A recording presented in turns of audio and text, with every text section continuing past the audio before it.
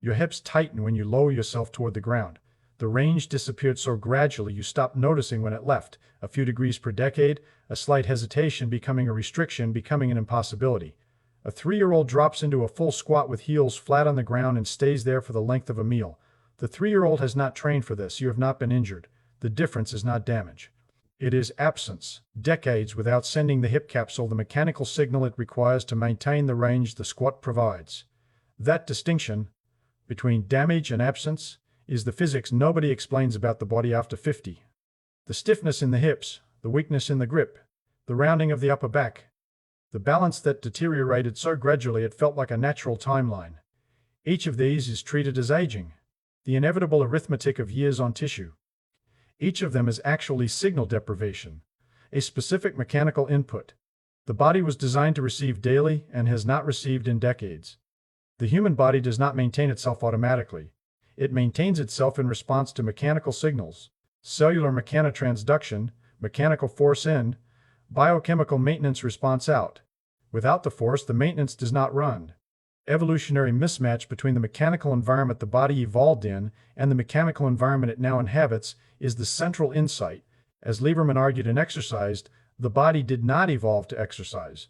It evolved to be physically active as a condition of survival. Exercise is a modern invention to replace the movement that daily life no longer provides. For 3 million years, no human chose to squat. They squatted because there were no chairs. No human chose to carry. They carried because there were no wheels. No human chose to hang or climb. They hung and climbed because the environment demanded it. The 7 movements were not a fitness program. They were the mechanical cost of being alive. The body's maintenance systems calibrated to that cost. And when the cost was eliminated by chairs, lifts, wheels, and cushioned shoes, the maintenance systems lost the signals they were calibrated to receive.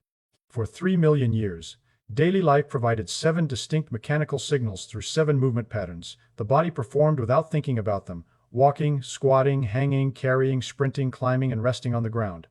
The body's tissues evolved to require all 7, the way the lungs require breaths or the heart requires beats, not optional inputs, operating signals. Modern life eliminated 5 of the 7 within a single century.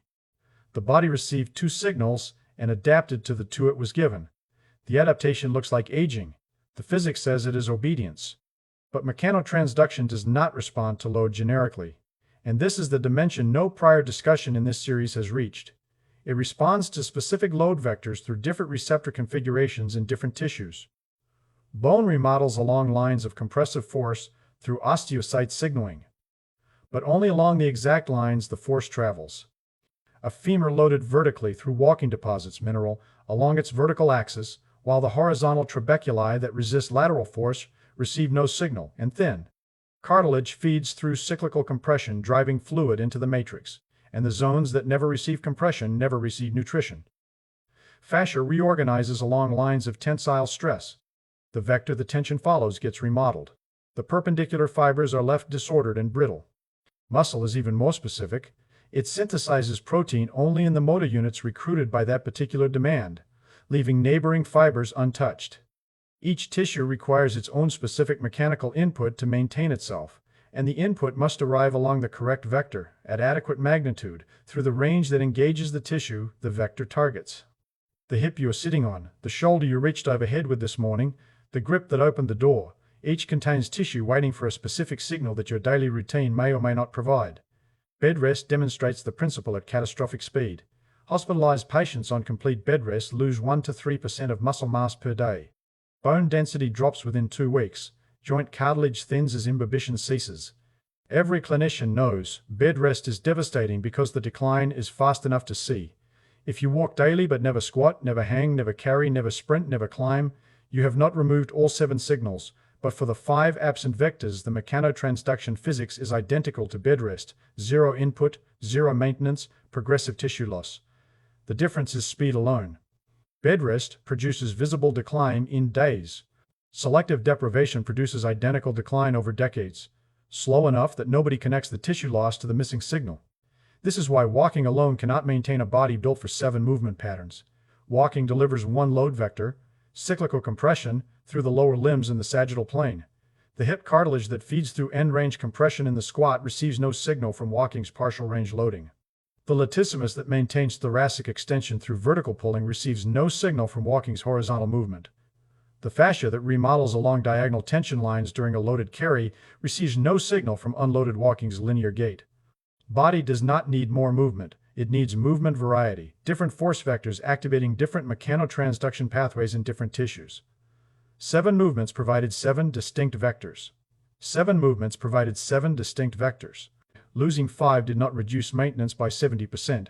Well, the squat, because what the hip joint has been missing for 50 years is not exercise but nutrition. Deep squat takes the hip to its end range of flexion, the femoral head rotating deeply into the acetabulum, the joint capsule stretched to its maximum length, the articular cartilage surfaces compressed at maximum contact area. Cartilage lining the hip joint has no blood supply. It is avascular, one of the only tissues in the body that must receive nutrition through an alternative route. That route is imbibition, the compression-driven fluid exchange the walking discussion described, where cyclical loading pumps synovial fluid into and out of the cartilage matrix, as Sophia Fox and colleagues documented in Sports Health.